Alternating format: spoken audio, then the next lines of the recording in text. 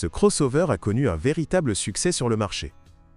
Bien qu'il ne soit pas particulièrement remarquable en termes de conduite et de talent tout-terrain, le Qashqai de première génération séduit par son confort, sa polyvalence, son prix raisonnable et, en fin de compte, sa fiabilité. Il y avait cependant quelques nuances. Les propriétaires de ces voitures les appellent affectueusement « chats ». Mais c'est vrai, il y a quelque chose de félin chez eux. Peut-être l'agitation ou l'omniprésence. Les crossovers se vendent rapidement depuis le début de la production en 2007. Les ventes en Ukraine ont été freinées uniquement par les quotas et les capacités de Nissan, qui a établi la production de la voiture en Angleterre. Et franchement, peu de ceux qui ont acheté un Qashqai l'ont ensuite regretté. La voiture a été livrée en Ukraine avec 2 moteurs à essence fiable de 1,6 et 2,0 litres. Entraînés par chaîne de distribution, atmosphérique et modernisée, ils appartenaient à la famille Renault.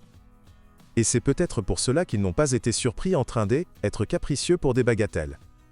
Le groupe de pistons des deux est prêt à parcourir 300 000 km sans réparation.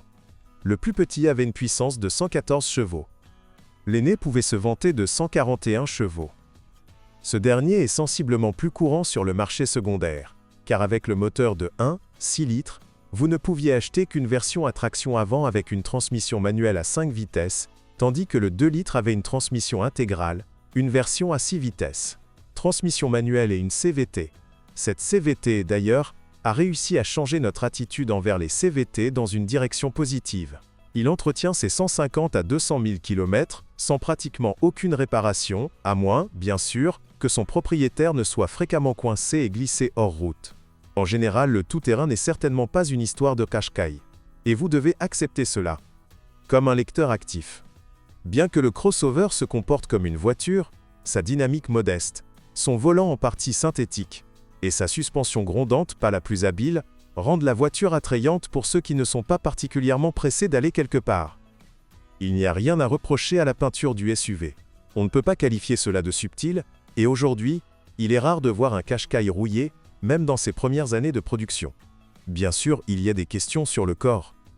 De petites poches de rouille s'installent parfois sous les clips des passages de roues, moins souvent le long des bords des portes, de l'intérieur. Mais si l'absence de galvanisation de la carrosserie n'est pas encore particulièrement gênante, nombreux sont ceux qui constatent que les garnitures extérieures en plastique sont fragiles et éclatent facilement au froid sous l'influence d'influences extérieures. Bords des pare-chocs, coques de rétroviseurs latéraux, grilles. Vous n'aurez pas non plus à chercher longtemps des défauts à l'intérieur. Après 150 000 km, le volant et la poignée de la boîte de vitesse, dont la peinture argentée S écaille, perdront leur aspect soigné. L'intérieur est également riche en grillons. Cependant, le revêtement des sièges, le cuir et le simili-cuir sont durables. Et les sièges eux-mêmes ne perdent pas leur forme d'origine pendant très longtemps. Ils ne louent qu'au mieux nourris. Les inconvénients intérieurs incluent parfois un chauffage faible et des pannes de ventilateurs de chauffage. Mais ce sont peut-être déjà des plaintes concernant la électricité. Et avec elle, électricité du crossover, en plus de ce qui est indiqué, et, peut-être, les optiques qui se troublent après 50 000 km sont en parfait état. Japon. Les capacités des caméras de surveillance extérieure et des systèmes multimédia sont modestes. L'interface est simple, mais l'algorithme de son fonctionnement est clair et l'électronique elle-même est fiable. La plupart des plaintes concernant le crossover concernent la suspension. Les choses n'ont pas fonctionné avec elle dès le début. Mais même après le restylage en 2010, il n'a pas été possible de faire face aux maux. Il fonctionne bruyamment sur des surfaces inégales, ce qui est souvent associé à l'usure des supports de suspension avant, à la destruction des bagues de la barre stabilisatrice, et en partie à l'usure des blocs silencieux de la suspension arrière. Les réparations sont peu coûteuses, mais l'opération doit être répétée presque tous les 20 000 à 30 000 km. De plus, les amortisseurs ne brillent pas par leurs ressources. C'est le cas lorsque les jambes de force arrière tombent en panne, presque 2 fois plus souvent que les jambes de force avant. À l'avant, le kilométrage entre le remplacement des amortisseurs est de 50 000 à 60 000 km, un excellent résultat. Il y a peu de plaintes concernant les freins. Mais concernant la direction, les mêmes questions se posent que pour la suspension.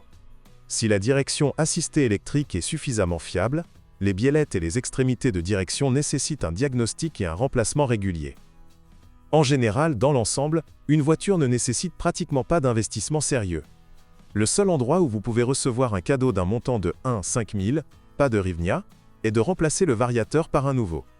La réparation de ces appareils est pratiquée, mais elle coûte plus cher, tout comme l'achat d'un appareil remis à neuf.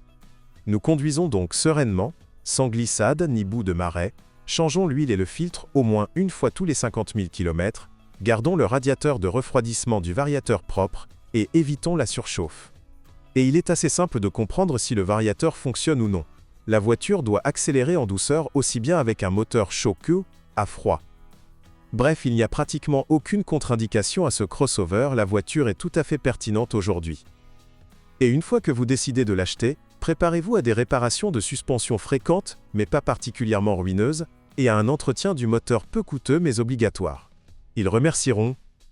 Si les faiblesses des amortisseurs avant ont été éliminées en 2009 en installant des amortisseurs similaires du X-Trail, les amortisseurs arrière doivent encore être changés tous les 35 à 50 000 km.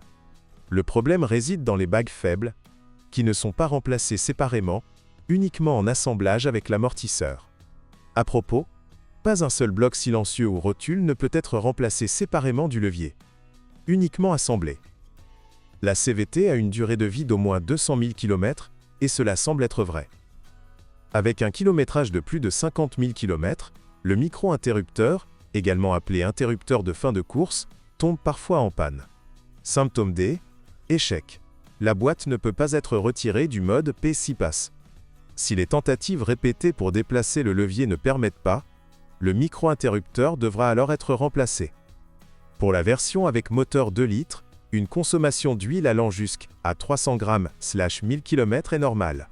Le support inférieur du moteur 1, 6 litres, en raison de sa conception, se casse. Entre les mains d'une personne soignée, cela n'empêche pas le support de parcourir 100 000 km ou plus. Mais la course au feu de circulation le condamnera après 30 à 50 000 km. La chaîne de distribution se change selon son état. En règle générale, le temps de remplacement approche les 150 000 km. Les réclamations ne peuvent porter que sur la forme et la taille des chaises, mais pas sur leur qualité.